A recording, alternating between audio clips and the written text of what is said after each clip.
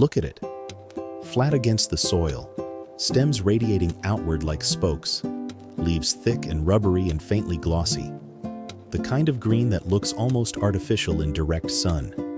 You know this plant. You have grabbed it by the fistful and thrown it into a yard waste bag. You have sprayed it, smothered it with mulch, cursed it for coming back a week later in the same spot, denser than before. It grows in gravel. It grows in sidewalk cracks. It grows in the gap between your raised bed and the garden frame, as if it is trying to get your attention. It has been trying to get your attention for a very long time. The weed you pulled out of your tomato bed last Tuesday had more folate in a single handful than a full head of romaine lettuce. Welcome to the vault. What follows is not a health claim.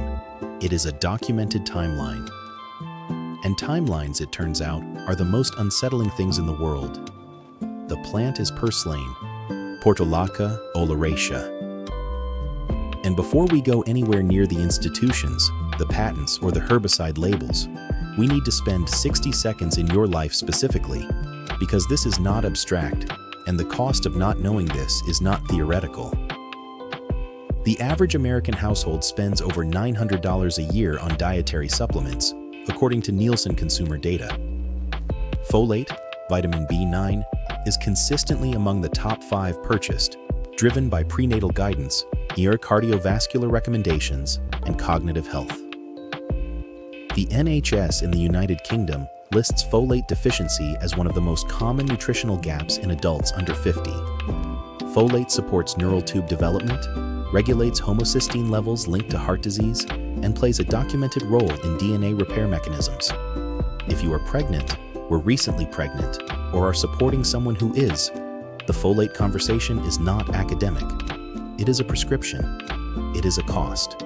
It is a monthly trip to the pharmacy. A woman named Diane, a composite drawn from documented patient profiles in folate supplementation studies, took prenatal folate supplements through 2 pregnancies at a cost of roughly $400 across 18 months. The prenatal folate supplement she bought for $34 a month was nutritionally redundant if she had known what was growing in the gravel beside her front door. That is not a metaphor. That is a nutritional database entry sitting in the USDA's own records, publicly accessible, cross-referenceable, and almost entirely unpromoted. The documentation on purslane as a food and medicinal plant does not begin in a lab. It begins in kitchens. Greek, Turkish, Persian, and North African culinary records trace purslane as a cultivated and traded food plant back more than 2,000 years. Hippocrates referenced it. Dioscorides catalogued it in De Materia Medica in the 1st century. Medieval European herbalists listed it for cooling inflammation and supporting digestion. It was not a fringe plant. It was a market plant. People grew it deliberately. They sold it. Then the 20th century reorganized the language of land management. In the 1940s, the USDA began issuing classification guides for agricultural weeds, plants that competed with commercial crops for soil, water, and light. Purslane appeared on those lists. The classification was, on its face, agronomically reasonable. It does compete aggressively with shallow-rooted crops. But the classification carried consequences that extended well beyond spacing in a corn row. By the 1950s and into the 1960s, state agricultural extension offices, the ground-level advisory infrastructure funded through USDA channels, were distributing farmer guidance literature that treated purslane elimination as a standard component of good land stewardship. The framing was not neutral, it was hygienic. Our purslane was described as a problem to be solved. In the same decade that USDA extension offices in 12 states were distributing pamphlets on how to eliminate purslane from farmland, the WHO was cataloging it as one of the most medicinally significant plants on Earth. That specific tension, one institution erasing, another institution archiving, is not an anomaly. It is the pattern this channel documents again and again across different plants, different decades, different agencies. In 1998, the World Health Organization formally listed Folate oleracea among its most used medicinal plants globally, citing traditional therapeutic applications across multiple continents and calling for further scientific evaluation of its documented properties. That report exists. It is publicly available. it did not generate a USDA nutritional promotion campaign. In 2003, Dr. Artemis Simopoulos and her team at the Center for Genetics, Nutrition, and Health in Washington, D.C., published findings on purslane's omega-3 fatty acid content that circulated through nutritional science literature with significant velocity. The findings were specific, documented, and startling enough that other researchers revisited their own data. No public health agency followed with dietary guidance. Now the numbers. 400 milligrams of omega-3 ALA per 100 grams, a figure that made the 2003 University of Texas research team recalibrate their instruments before they published.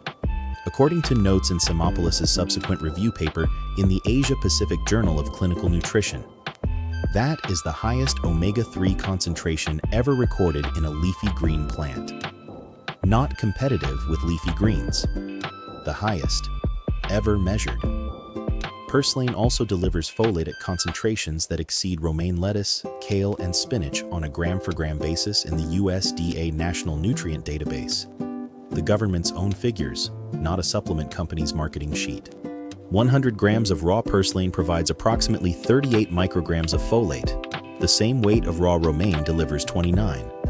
Raw kale, 29. Raw spinach, 194.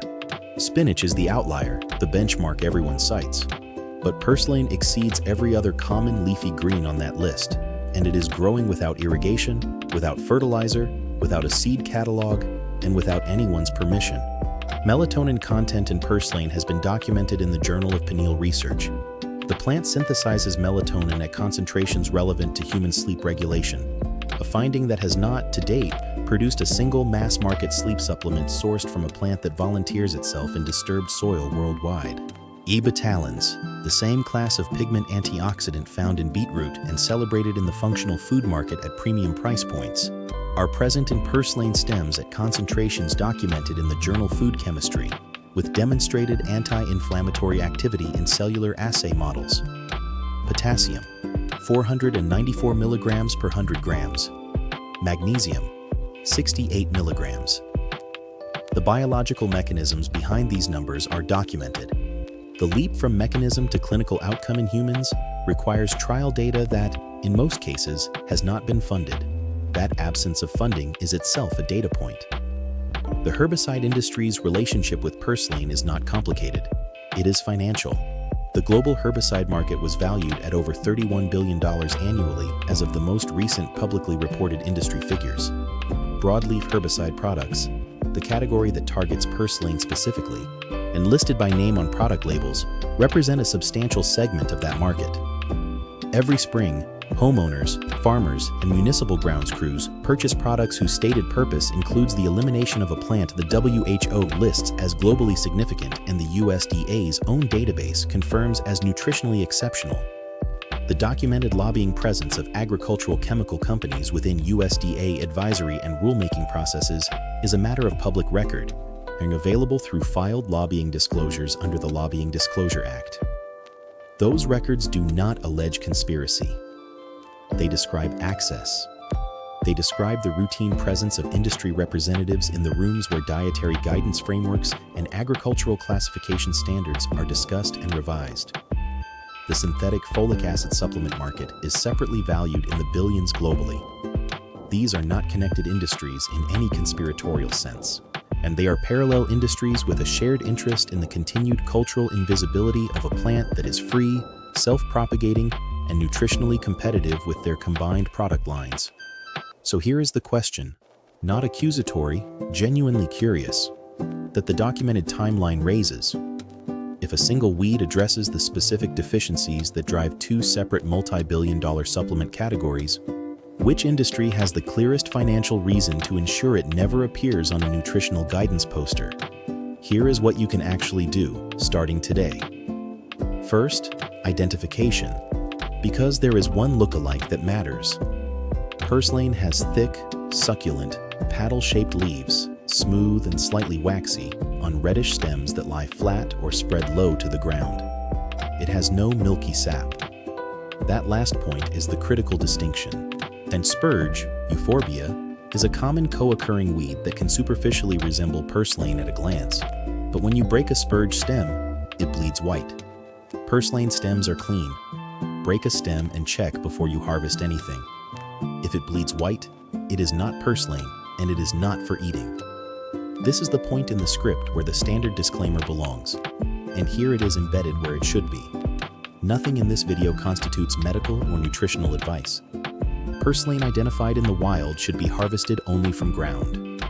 You are confident has not been treated with herbicides or pesticides, and if you are managing any health condition, the documented properties of this plant are worth discussing with a practitioner who can assess your specific situation. That said, purslane is legal to forage, grow, and consume in all 50 US states and across the European Union. In France, Greece, and Turkey, it is sold as a cultivated salad green at market stalls. You can purchase seed through standard horticultural suppliers under its common name or its variety name, golden purslane, which has a milder flavor profile. For wild harvest, collect young leaves and stem tips in the morning before heat builds, from unsprayed ground before the plant flowers. Eat it raw in salads.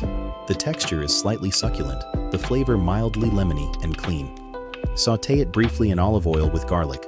30 seconds over medium heat, no longer, to preserve the folate and omega-3 content, both of which degrade with extended heat exposure. Add it to lentil soup in the last 2 minutes of cooking. The Iranians have been doing this for approximately 3,000 years. It stores in the refrigerator for 3 to 4 days wrapped loosely in a damp cloth. You now have a usable action. A weed is not a botanical category. It is a market decision dressed in the language of science. That sentence is worth sitting with, because once you understand it, you cannot ununderstand it. And it changes the way you read every gardening guide, every extension office pamphlet, every herbicide label you will encounter for the rest of your life. The plant growing in the crack in your path did not appear there because nature is untidy. It appeared there because it is extraordinarily good at surviving in disturbed ground, which is, if you think about it, exactly the kind of ground that needs the most nutritional support. It came back after you pulled it because it stores viable seed in the soil for decades. It will outlast the herbicide. It will outlast the pamphlet. It was here before the classification system that named it a problem, and it will be here after. What changes is not the plant. What changes is whether you know what it is. That handful of thick green leaves growing against your garden frame, the same image this video opened on, looks different now. Not because the plant changed, because you have the timeline. And the timeline changes everything you thought you knew about what is growing around you, what it is worth, and who decided you should not know the difference. Share this video with someone who is paying monthly for a folate supplement, or someone who is pregnant and navigating the economics of prenatal nutrition, or someone who has ever spent money on omega-3 capsules while unknowingly mowing over the highest omega-3 leafy plant on earth. That is not a small category of people. That is most people. The share is not an algorithmic favor. It is the act of handing someone a documented timeline they were never supposed to find. Subscribe because this archive is not finished. Every video in it is built on public records, your named institutions, and verifiable dates, and there are more files. Next, a tree bark the Royal Navy issued to sailors for 2 centuries to prevent a deficiency disease. Discontinued from standard pharmacopoeia in 1953. And the synthetic compound patent that was filed the following year. That one is worse than this one. Stay close.